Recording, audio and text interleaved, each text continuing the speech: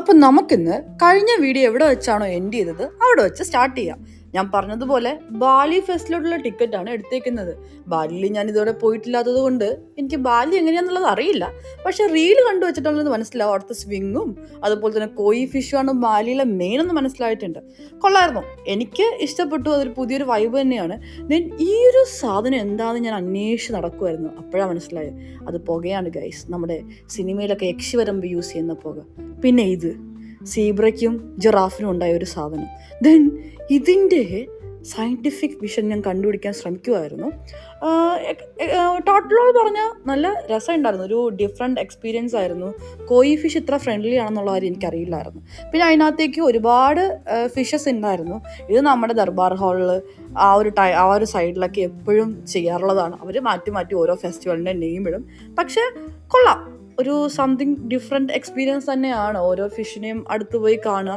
Then എന്താ ഓരോന്നിനോടും എന്നെ irritate ചെയ്യുക. ഇറിറ്റേറ്റ് ചെയ്യൽ എൻ്റെ ഒരു പ്രധാന ഹോബി ആയതുകൊണ്ട് ഒരു പുതരിയല്ല, നല്ല ഭംഗിയുണ്ടായിരുന്നു.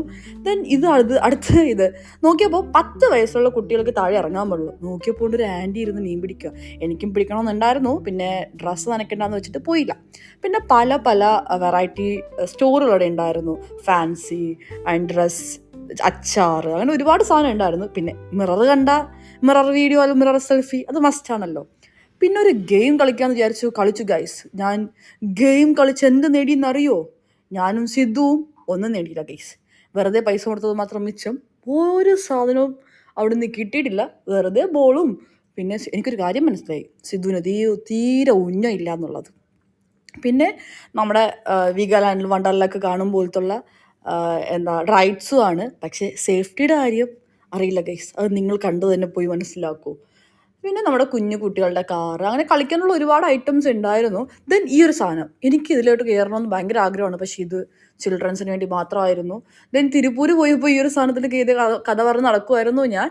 പിന്നെന്താ, ടോട്ടൽ നല്ലൊരു എക്സ്പീരിയൻസ്. നിങ്ങൾക്ക് പോയി കാണാൻ പറ്റുമെങ്കിൽ ഒന്ന് പോയി കണ്ടോളൂ.